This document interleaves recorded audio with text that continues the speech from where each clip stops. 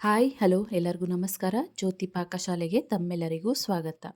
ನನ್ನ cooking videos ನಿಮಗೆ ಇಷ್ಟ ಆದಲ್ಲಿ ಜ್ಯೋತಿ ಪಾಕಶಾಲೆ ಚಾನಲ್ನ ಸಬ್ಸ್ಕ್ರೈಬ್ ಮಾಡ್ಕೊಳ್ಳಿ.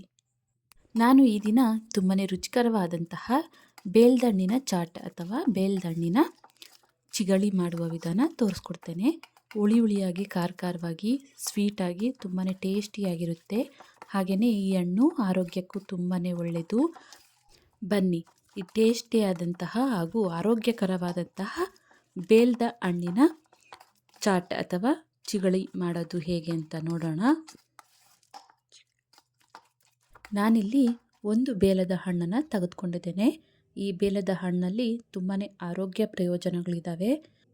ಜೀರ್ಣಶಕ್ತಿಯನ್ನು ಹೆಚ್ಚಿಸುತ್ತದೆ, ಹಾಗೆಯೇ ರೋಗ ನಿರೋಧಕ ಶಕ್ತಿಯನ್ನು ಹೆಚ್ಚಿಸುತ್ತದೆ, ರಕ್ತದ ಸಕ್ಕರೆ ಅಂಶವನ್ನು ನಿಯಂತ್ರಿಸುತ್ತದೆ. ಹಾಗಾಗಿ ಈ ಬೇಲದ ಹಣ್ಣನ್ನು ಸೇವನೆ ಮಾಡೋದ್ರಿಂದ ಆರೋಗ್ಯಕ್ಕೆ ತುಂಬಾ ಒಳ್ಳೆಯದು. ನಾನಿಲ್ಲಿ ಒಂದು ಬೇಲದ ಹಣ್ಣನ್ನು ತೆಗೆದುಕೊಂಡಿದ್ದೇನೆ. ಇದನ್ನು ಈಗ ಒಡೆದ್ಕೊಂಬರ್ತೇನೆ. ನೋಡ್ಬೋದು, ಈ ರೀತಿ ಒಡೆದ್ಕೊಂಡು ಬಂದಿದ್ದೇನೆ. ಈ ಬೇಲದ ಹಣ್ಣನ್ನು ಹಾಗೆ ತಿನ್ನಲಿಕ್ಕೆ ಹುಳಿ ಹುಳಿಯಾಗಿ ಖಾರವಾಗಿರುತ್ತೆ. ಹಾಗಾಗಿ ಈ ರೀತಿಯಾಗಿ ಚಾಟ್ ಆಗಲಿ ಅಥವಾ ಬೇಲದ ಹಣ್ಣಿನ ಜ್ಯೂಸ್ ಆಗಲಿ ಮಾಡ್ಕೊಳ್ಬೋದು. ಈಗ ಈ ಬೇಲದ ಹಣ್ಣನ್ನು ಒಂದು ಅಗಲವಾದ ಬಟ್ಲಿಗೆ ಹಾಕ್ಕೊಳ್ತೇನೆ. ಸ್ಪೂನಿನ ಸಹಾಯದಿಂದ ಈ ರೀತಿಯಾಗಿ ನೀಟಾಗಿ ತೆಗೆದು ಹಾಕ್ಕೊಳ್ಬೋದು.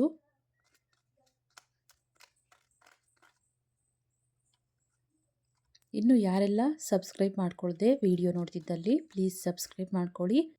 ಬೆಲ್ ಐಕಾನ್ ಮೇಲೆ ಕ್ಲಿಕ್ ಮಾಡಿ ಆಲ್ ಅನ್ನೋ ಆಪ್ಷನ್ನ ಆನ್ ಮಾಡ್ಕೊಳ್ಳಿ.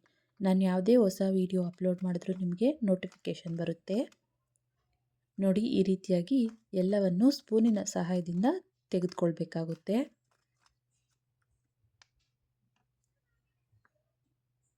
ಈಗ ಇದಕ್ಕೆ ನಾನಿಲ್ಲಿ ಒಂದು 1/4 ಟೀ ಸ್ಪೂನಿಗಿಂತ ಕಮ್ಮಿ ಉಪ್ಪನ್ನು ಸೇರಿಸ್ಕೊಳ್ತಾ ಇದ್ದೇನೆ. ಹಾಗೆಯೇ ಒಂದು 1/4 ಟೀ ಸ್ಪೂನಿಗಿಂತ ಕಮ್ಮಿನೇ ಜೀರಿಗೆ ಪುಡಿನ ಹಾಕ್ಕೊಳ್ತಾ ಇದ್ದೇನೆ.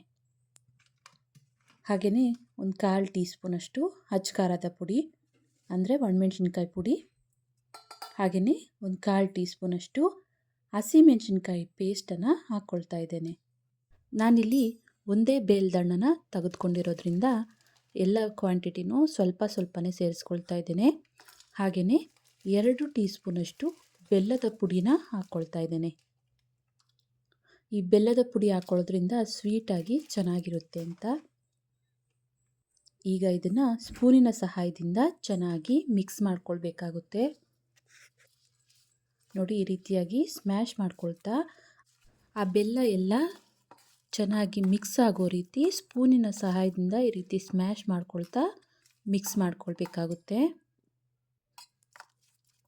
ಮಕ್ಕಳಿಗೆ ಇದೇ ಹಣ್ಣನ್ನು ತಿನ್ನಲಿಕ್ಕೆ ಕೊಟ್ವಿ ಅಂದರೆ ಹುಳಿ ಇರೋದ್ರಿಂದ ತಿನ್ನಲ್ಲ. ಆದರೆ ಈ ರೀತಿಯಾಗಿ ಚಾಟ್ ಮಾಡಿಕೊಟ್ವಿ ಅಂದರೆ ತುಂಬಾ ಇಷ್ಟಪಟ್ಟು ತಿಂತಾರೆ. ಮಕ್ಕಳಿಗೆ ಅಂತಲ್ಲ, ದೊಡ್ಡವ್ರಿಗೂ ಇಷ್ಟ ಆಗುತ್ತೆ. ಇದು ಹುಳಿ ಹುಳಿಯಾಗಿ ಖಾರವಾಗಿರೋದ್ರಿಂದ ಆ ಬೆಲ್ಲ ಎಲ್ಲ ಕರಗೋವರೆಗೂ ಚೆನ್ನಾಗಿ ಇದನ್ನು ಮಿಕ್ಸ್ ಮಾಡ್ಕೊಳ್ಬೇಕಾಗುತ್ತೆ. ಕೊನೆಯದಾಗಿ ಇದಕ್ಕೆ ಒಂದು ಚೂರಷ್ಟು ಕೊತ್ತಂಬರಿ ಸೊಪ್ಪನ್ನು ಕಟ್ ಮಾಡಿರೋದನ್ನು ಹಾಕ್ಕೊಳ್ತಾ ಇದ್ದೇನೆ.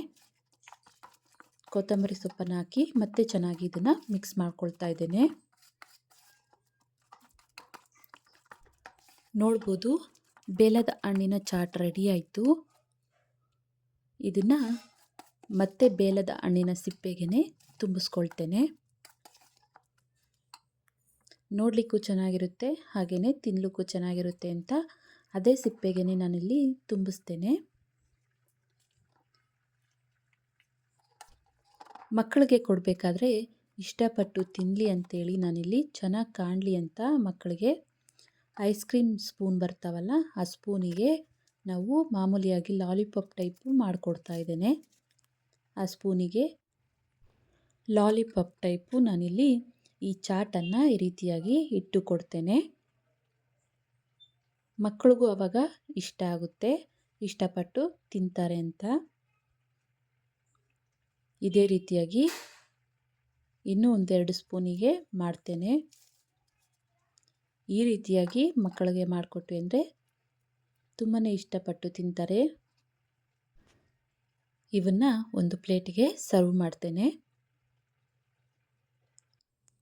ನೋಡಿದ್ರಲ್ಲ, ಬೇಲದ ಹಣ್ಣಿನ ಚಾಟ್ ಮಾಡುವ ವಿಧಾನ ತುಂಬಾ ಟೇಸ್ಟಿಯಾಗಿರುತ್ತೆ. ಮಕ್ಕಳಿಗೆ ಈ ರೀತಿಯಾಗಿ ಮಾಡಿಕೊಟ್ವಿ ಅಂದರೆ ತುಂಬಾ ಇಷ್ಟಪಟ್ಟು ತಿಂತಾರೆ. ಆರೋಗ್ಯಕ್ಕೂ ತುಂಬಾ ಒಳ್ಳೆಯದು. ಈ ವಿಡಿಯೋ ನಿಮಗೆ ಇಷ್ಟ ಆಗಿದೆ ಅಂದ್ಕೊಳ್ತೇನೆ. ಇಷ್ಟ ಆದಲ್ಲಿ ಈ ವಿಡಿಯೋಗೊಂದು ಲೈಕ್ ಮಾಡಿ. ಯಾರೆಲ್ಲ ಸಬ್ಸ್ಕ್ರೈಬ್ ಮಾಡ್ಕೊಳ್ಳದೆ ವಿಡಿಯೋ ನೋಡ್ತಿದ್ದಲ್ಲಿ ಪ್ಲೀಸ್ ಸಬ್ಸ್ಕ್ರೈಬ್ ಮಾಡ್ಕೊಳ್ಳಿ. ಈ ವಿಡಿಯೋ ಹೇಗನ್ನಿಸ್ತು ಅಂತ ಕಮೆಂಟ್ ಮಾಡಿ. ಹಾಗೆ ಈ ವಿಡಿಯೋ ಇಷ್ಟ ಆದಲ್ಲಿ ನಿಮ್ಮ ಫ್ರೆಂಡ್ಸ್ ಆ್ಯಂಡ್ ಫ್ಯಾಮಿಲಿ ಮೆಂಬರ್ಸ್ಗೆ ಈ ವಿಡಿಯೋನ ಶೇರ್ ಮಾಡಿ. ಧನ್ಯವಾದಗಳು.